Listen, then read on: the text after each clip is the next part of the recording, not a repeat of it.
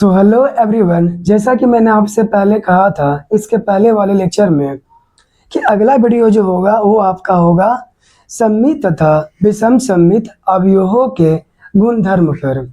ठीक है, तो बस बंदा तैयार है। तो आइए, आज इस लेक्चर में हम कुल 8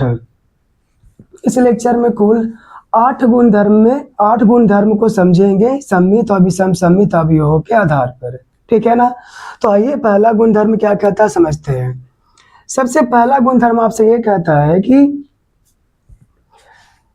विषम सम्मित अवयवों के मुख्य विकर्ण के प्रत्येक अवयव शून्य होते हैं। ठीक है, अगर कोई एक अवयव ये कहा जा रहा है कि वह एक विषम सम्मित अवयव है तो तय है, ठीक है, ये तय है कि उसके मुख्य विकर्ण के प्रत्येक अवयव शून्य होगा। ठीक है, ये आपका है पहला गुणधर्म। आइए, दूसरा गुणधर्म क्या कहता है।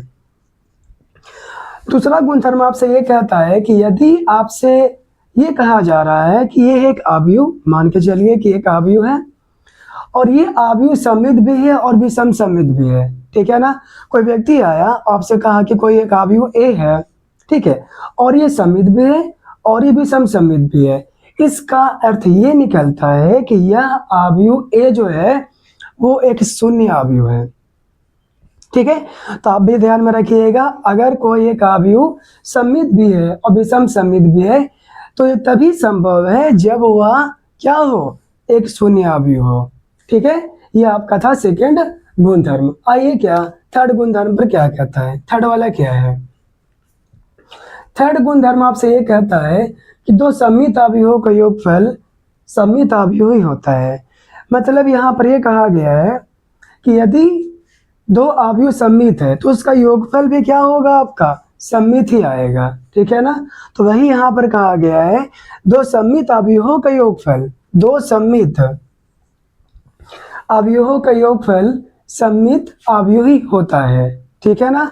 ठीक उसी प्रकार इसी का जैसा ये है चौथा में, जैसे कि तीसरा में क्या समझे कि दो सममित अवयवों का योगफल सममित अवयव होता है। ठीक उसी प्रकार दो विषम सम्मित अवयवों का योगफल भी विषम सम्मित अवयव ही होता है। वही चीज यहाँ पर लिखा गया है, दो विषम सम्मित अवयवों का योगफल विषम सम्मित अवयव ही होता है। ठीक है ना। तो याद रखने का तरीका बड़ा ही आसान है। ये दोनों जो थोड़ा डिफरेंट है लेकिन ये दोनों सिमिलर है। ठीक है, इसमें क्या, इसमें याद करने की ज्यादा चीज है नहीं, यदि आप समझ जाओगे तो याद करना ही नहीं आपको पड़ेगा। ठीक है, तो इसमें क्या इसमें आपने अभी तक क्या किया, 4 गुणधर्म कवर किया। ठीक है, अब हम आते हैं 5वें गुणधर्म पर। 5वां गुणधर्म आपसे ये कहता है कि मानकर चलिए कोई एक अवयव ए है। ठीक है ना, कोई एक अवयव ए है और अवयव ए जो है वो एक सममित अवयव है। ठीक है ना, अवयव ए जो है वह एक क्या है, सममित अवयव है। ठीक है, और यदि उस अवयव में किसी स्केलर मतलब किसी अदिश से गुणन किया जाए, ठीक है, कि संख्या से गुणन किया जाए तो सममित ही होगा। ठीक है, वो सममित ही होगा। यही चीज यहाँ पर कहा गया है, यदि ए एक सममित अवयव है तो के यहाँ पर कोई भी एक अदिश है, के ए सममित अवयव होगा जहां के एक अदिश है। स्केलर बोलते हैं इंग्लिश में। ठीक है ना। तो यहाँ पर वही समझाया आपको जा रहा है कि यदि एक अवयव ए सममित अवयव है और यदि आपकी संख्या से उसे गुना कर रहे हो अवयव ए को, तो वो सममित अवयव ही रहेगा, बदलेगा नहीं। ठीक है ना। चलिए, अब ठीक उसी प्रकार जिस प्रकार 5वां है ना उसी प्रकार 6ठा है, लगभग सेम है। इसमें आपसे ये कहा जा रहा है कि यदि एक अवयव ए जो है वो क्या है, विषम सम्मित अवयव है। यदि एक अवयव ए विषम सम्मित अवयव है तो यदि हम उस अवयव की संख्या से गुना करेंगे किसी के से, है ना, के एक वेरिएबल जो अचर है, किसी एक संख्या किसी एक अदिश से गुना करेंगे तब भी वह एक विषम सम्मित अवयव ही होगा। ठीक है, चलिए ये दोनों तो हो गया, 5 और 6 हो गया। अब हम आते हैं 7 पर। ठीक है, अब 7 क्या कहता है उसको समझते हैं। देखिए 7 आपसे ये कहता है कि यदि एक वर्ग अवयव है तो कोई एक है, मान के चलिए कोई एक आपको वर्ग अवयव दे दिया गया है, ठीक है ना, उसमें अवयव कुछ भी हो, ठीक है, कोई एक वर्ग अवयव आपको दे दिया गया है, तो यदि आप उसमें ये निकालोगे ए और फिर ए का परिवर्त निकालोगे या दोनों का योगफल ज्ञात करोगे तो आपको सममित अवयव ही मिलेगा, गारंटी, ठीक है।